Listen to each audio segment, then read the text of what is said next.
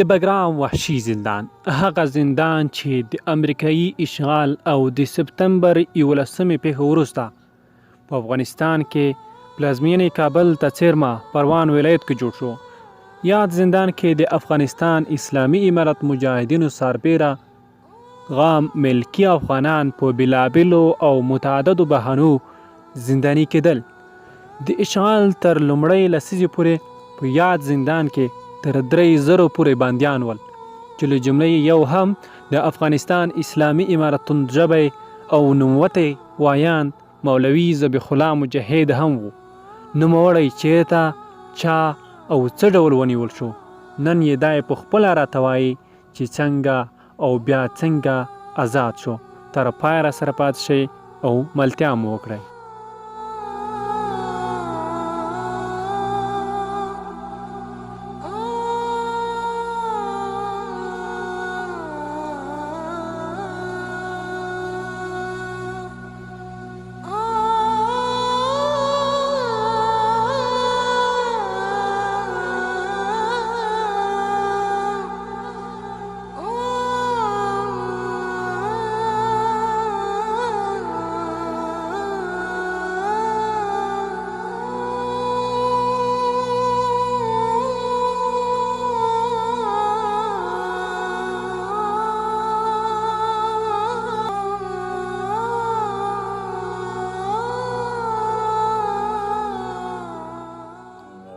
در ولایت پکتیا ما در خانه خود بودم. باز آمریکایی ها تلاش کردن یک چاپه بزنن بالای فامیلی. بازم تمام قریه محاصره کردن، چاپه زدن ولی موفق نشدن مرا دستگیر کنن. از اونجا ما خود کشیدم. باز روز سوم بود، باز دوباره در یک ولسوالی بودم. ما در اونجا در ولسوالی احمد آبا مربوطات ولسوالی در خانه یکی از دوستای خود که باز اونجا چاپه دومی آمد.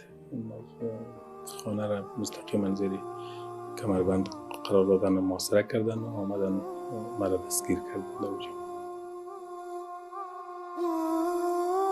در دستگیری من افغانا دست نداشتم، بخاطر که من دستگیری من توسط تلفن شد. تلفن از کانالای تلفن مستقیما از بگرام یا میتونستن کشف بکنن. باز طیاره بی‌سرنشین یا دیگرشون وسایل کشفی داشتن. ما یک چیزی کردم که نابلد بودم برای کشف تلفن. یک جای حس کردم که شاید تلفن ما کشف شده باشه، ولی بسیار عادی فکر کردم این موضوع.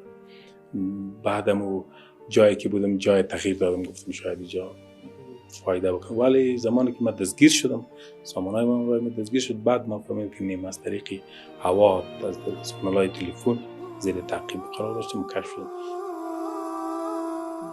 مرا بعد از اینکه شناختن که من یک کسی رسانه‌ای هستم، دوم شخصی هستم سیاسی، طبعا این مورد با نظامی مستقیما که کسی از لحاظ استفاده در جنگ بودن تفاوت میکرد و ما ایرم حس میکردم که شاید آمریکایی ها یک نیرنگونه میخواستن خود را ریاکارانه به ما وانمود کنن که ما حقوق بشر را رعایت میکنیم، ارزش‌های انسانی است یا رعایت میکنیم. ایرم یک نوع میفهموندن و شاید بیم ازیم داشتن که ما طبعا یک وقت باز رها میشیم و وضعیتی که ما باید حکایت میکنم نسبتاً درست باشه. اول چیزی که بسیار به ما زجر دهنده بود که در بلک جیل که ما رو داخل میکرد، قبل از او 5 شرایط را به ما میگفتن. در اون شرایط یک دایره را ترسیم کرده بودن، در میان دایره ما را استاد کرده بودن. این اول مرحله بود که لباسهای شخصی ما را گرفتن، لباسهای سرخ زندان را تن کردن. بعد اول جا می رفتیم، باز به اتاق یک نفره را ساخته بودن، در اونجا داخل ما را دایره استاد کردن. در دایره باز اول صدا کردن که شما چیزایی را که ما میگم دقیق بشنوین و اگر تخلف کنید میتونه جانتان از دست بدین، یک اخطار میدن. او چیزی که بسیار در داور بوده بود که به ما گفتن که this is my house، دی خانه ماست. ترجمان متاسفانه بزرگ ترجمه کرد. ترجمان یک کسی بود با پشتو ترجمه میکرد. او باز به ما گفت دای وایسی دا زما کور ده، دا زما خاوره ده. یعنی من میفهمم که بگرام است، به خاطر که ما آمدن تیاره رو ما درک میکردیم که از پکتیا تا بگرام هم قدر ساعت در بر میگیره و خاک ما را نسبت به خود میگه خاک ماست. این ما را بسیار زور داد. تو در خاک ما آمده اشغال هم کرده. باز بسیار با افتخار میگه که خاک ماست، تو در خاک ما قرار داری، باید اصول ما را بکنی. وقت بود یک بین زندان پنجره که ما بودیم یک جای بیرق آمریکایی را استاد کرده بودن. او در حالتی بود که ما از خواب بیدار می شدیم. اول که چشم روشن می شد بیرون پنجره می خورد. بیرون پنجره همه جایی که ما چشم ما می خورد بیرق آمریکایی بود. بندیوالا می گفتن که هر چیزی از زندان آسان یا سخت باشه مگر بیرق بسیار سخت. این باید در خاک ما استاد نمی‌بودی، احتضار نمی. یک کوشش میکردن که فشار روحی بتنزه.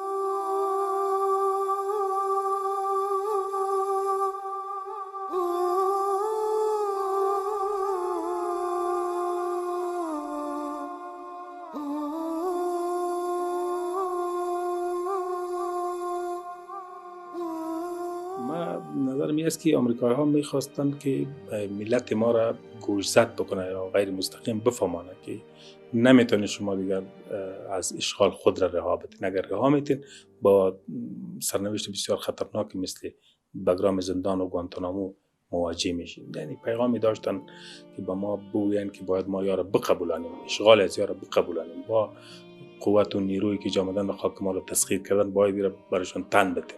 این پیام داشتن در عموم.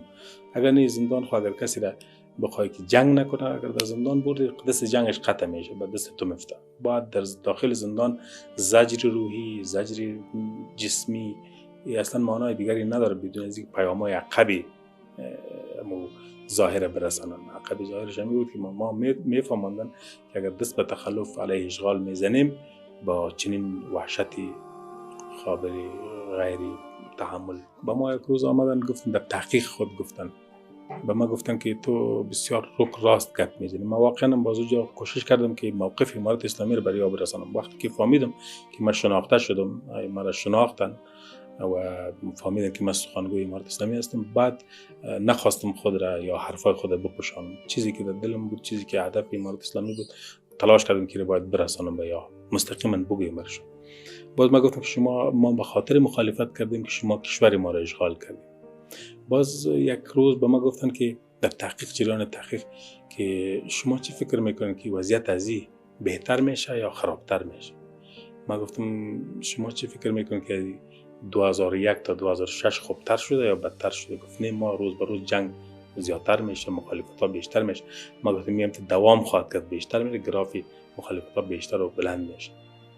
باز بسیار خندید، تمسخرآمیز گفت شما خبر ندارید که ما تمام تکنولوژی آمریکا را اینجا آوردیم در بگرام همراه ما هست، در افغانستان هست همراه ما. ما براش خنده کردم، ترجمان گفتم دقیق ترجمه کنید درست. ما گفتم شما را میفهمید که جنگ تکنولوژی نیست، یعنی ما تکنولوژی نداریم که همراه تکنولوژی شما مقابله بکنیم. این جنگ بین تکنولوژی و ایدئولوژی هست و زمانیم که تکنولوژی و ایدئولوژی با هم مواجه میشن، ایدئولوژی برنده است، به خاطر که ایدئولوژی باور داره که کامیاب میشه. کسی که باور به کامیابی خود داشته باشه با شکست نمیخوره.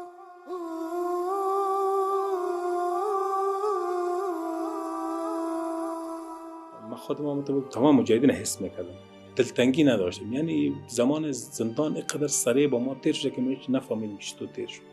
حتی در بعضی آوان من خودم خواست کردم که کاش که روز دراز می بود، این شب دراز می بود، به خاطر از اینکه اونجا یک پنجره می بود، 30 نفر 20 نفر با ما یک جای می بودن، تمامش درس می دادیم.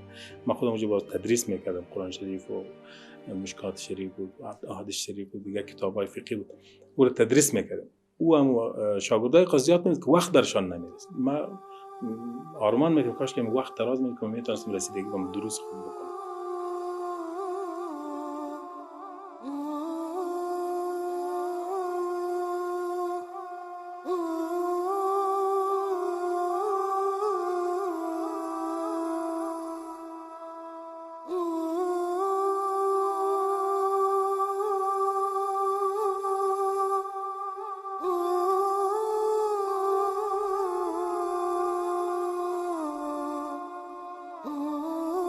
زمانی که ما در زندان تیر کردیم، 14 ماه را ما تیر کردیم در زندان.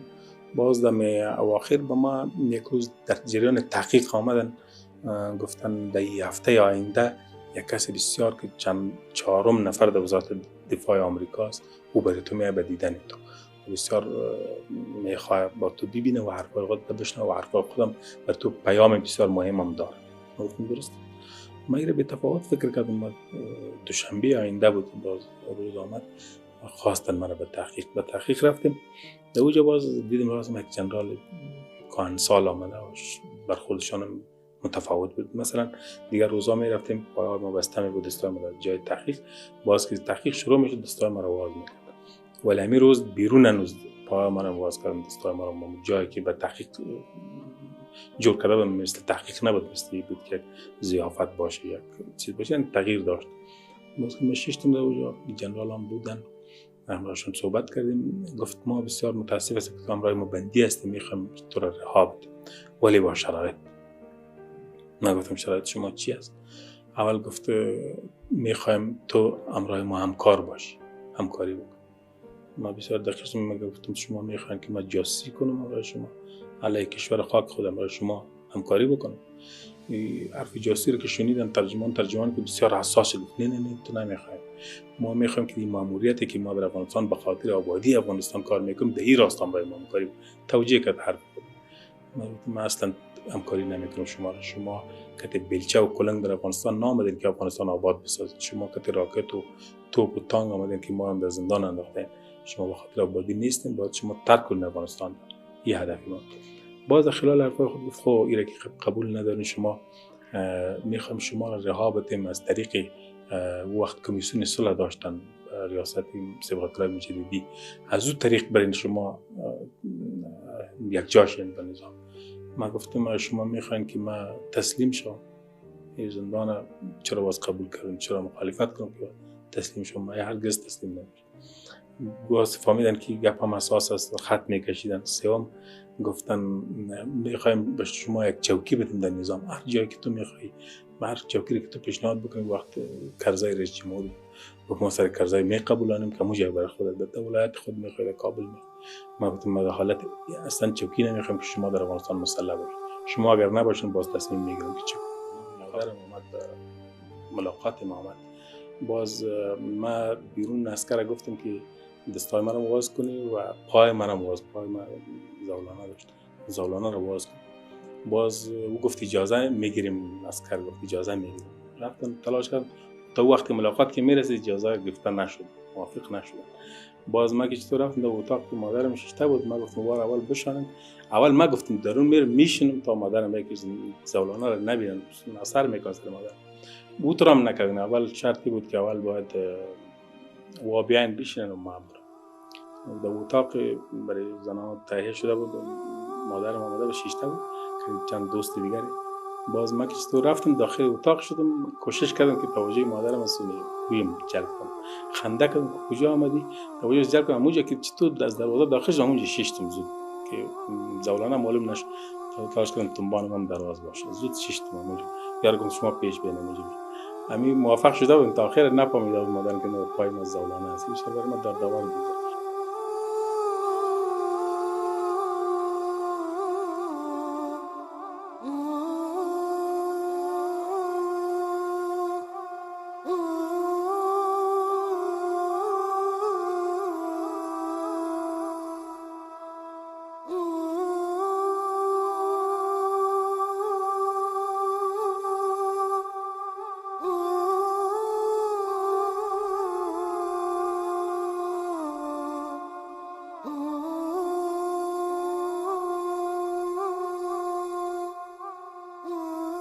بله، باز راهی ما از بگرام خوب تحویل داده شدیم به اداره کابل، در پلیچرخی آمدیم. در اونجا باز پروسه محکمه آمد. در اونجا باز یک چیزی که ما اونجا شناخته شده بودم در دوسیه و هر چیز خود، اینجا باز تمام دوسیه خود تغییر دادم. ما گفتم این چیزا رو که ادعا دارن نادرست است. او زمانم تایید میکرد، یک همکار ما در بیرون به نام اسم کار میکرد، او باز هم حالت رو تغییر داد. و یکی دیگه یک سالنوال اما بسیار همکار بود، او ورق سفید آورد گفت هر چیزی که خود بگی من نوشته میکنم، هیچ چیزی از خود نوشته نمیکنم. دوسیه آمریکا رو اون طرف ما گفت ما میفهمیم که بسیار با زندانیان ظلم صورت گرفته و وحشت شده و اعترافاتی به زور شد. این دوسیه آنها را اصلا کنار گذاشت. گفت ما نو دوسیه میسازیم. او زمان دیگه ما چیزی که خواستیم گفتم و نوشته کردم، به اساس محکمه فیصله رهایی ما کردن و 3 محکمه خود تطبیق شد. 13-14 ماه اونجا من زندانی بودم، ولی موضوع دوسیت تغییر کرد.